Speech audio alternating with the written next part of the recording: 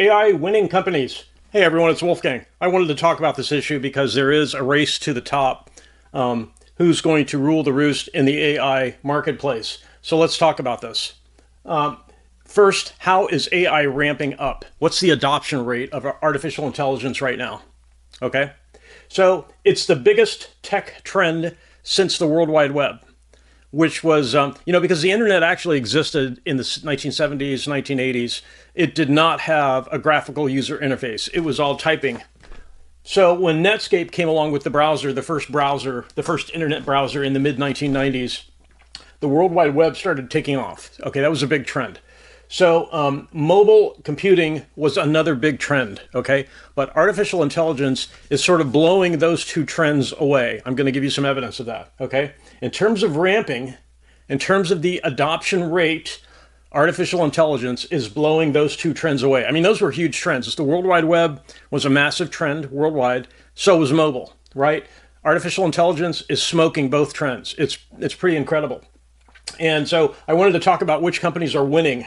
It took 10 years for the World Wide Web to reach 50% of the world population. 50% of the world population within 10 years had taken up usage of the World Wide Web. The graphical user interface, the front end, the browser interface to the internet. And by the way, the internet was invented by DARPA, Defense Advanced Research Project agencies in the United States. So mobile also took about 10 years to reach 50% adoption rate of the world. It took about 10 years. Okay, so and this is the evidence. In only 2.5 years since the enabler, which was ChatGPT, was released, in only 2.5 years, artificial intelligence has gotten about 61% of U.S. adults as users. So in the past year, over 61% of U.S. adults have used artificial intelligence, some explicitly, some implicitly. Okay, so is artificial intelligence a bubble or not? This is a big question that people have right now. Are we in a bubble? Because if you invest in stocks that are tech-based, chances are good you are investing in artificial intelligence. So, are we in a bubble or not? In 2001, there was a bubble. There was a dot-com bubble. It was a no-profit hype cycle. There was very little profit being made. There were expectations. There was promise. That did not pan out, at least not as quickly as people thought. So there was a bunch of investment and people were not making money. So the stock market crashed when the public realized that the dot-com era was a bubble and there was no profit being made. Stocks sold off in a major way. Artificial intelligence adoption is earning revenue already. It's already earning revenue. Okay, so 2.5 years in, we've got 61% of U.S. adults have used artificial intelligence. So the adoption rate is pretty impressive. And revenue is being earned by the companies providing artificial intelligence. So that's a pretty big disconnect from the World Wide Web and the dot-com bubble bursting. Okay, so because really what you want to watch out for is companies spending a lot of money and not making any money from users. Okay, that's what was happening in the early days of the World Wide Web. That is not happening now. Okay, so artificial intelligence chip makers are really the companies who are winning right now anyways. The winning companies are the chip makers.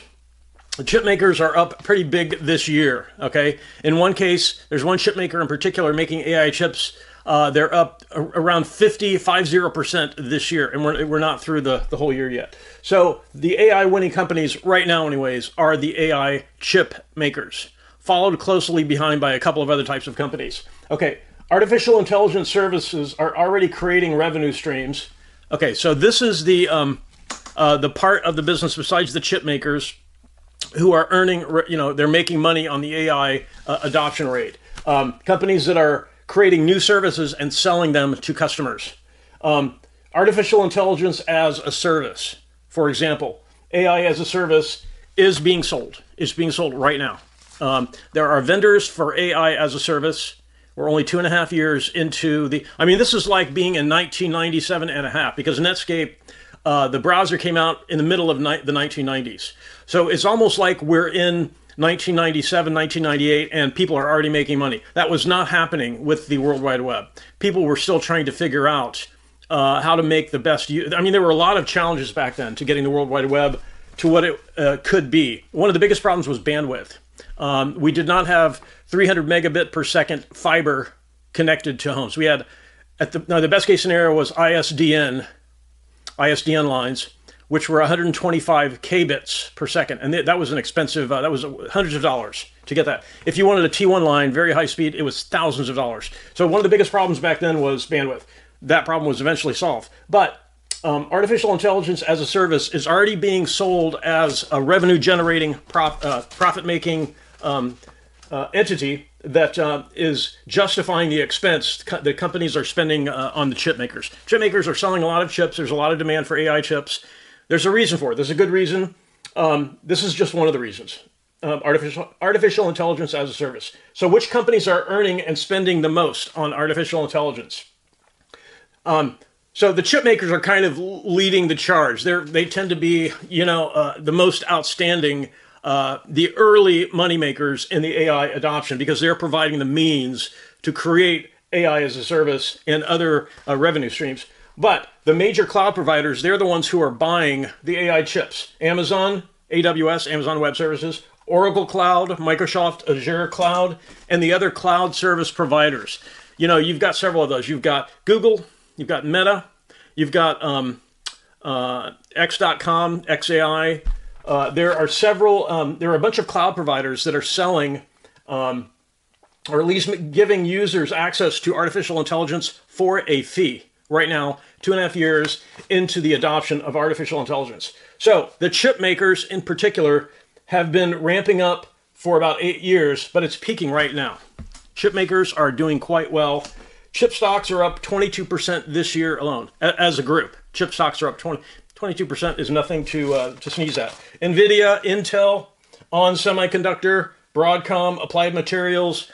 So Applied Materials also makes semiconductor manufacturing equipment. They are a big leader in that group. There are a bunch of chip stocks, AMD, there's just a bunch of them that are doing quite well, making the early money in the artificial intelligence ecosystem. Broadcom is up 50% this year alone. This is the company that's up. The last I read, they were up like 55%.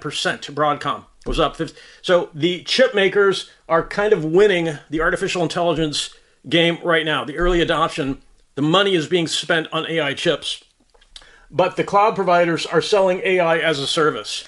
Now they're making money, they're making revenue. So if you're thinking about investing, whether or not investing in artificial intelligence is a good idea, the first question you could ask and answer is, are companies actually making money? They're spending a lot on chips. They're buying a lot of NVIDIA chips and chips from AI chips from other chip makers. Are they making money on the chips they're buying? The answer is yes. They're bundling AI services. They're including, you can have a premium service from a lot of different AI providers and pay a small monthly subscription fee to get kind of unlimited AI access. The search engines, for example, are utilizing artificial intelligence. Traditional search is going to probably, in time, it'll probably fade out and disappear, because the traditional search model, the results compared to AI results blow away traditional search results. So the early winners are the chip companies, though. The chip companies are up 22% this year. Broadcom is an example. They're up right around 50% this year alone. And we're not yet through the year. So this gives you an idea of how much artificial intelligence is impacting all of us. Compared to mobile, compared to the World Wide Web, artificial intelligence adoption is much faster and it's more profitable.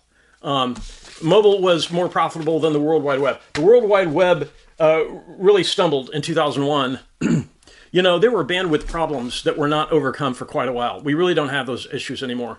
So these cloud providers selling artificial intelligence, bundling AI use, inferencing, selling AI training.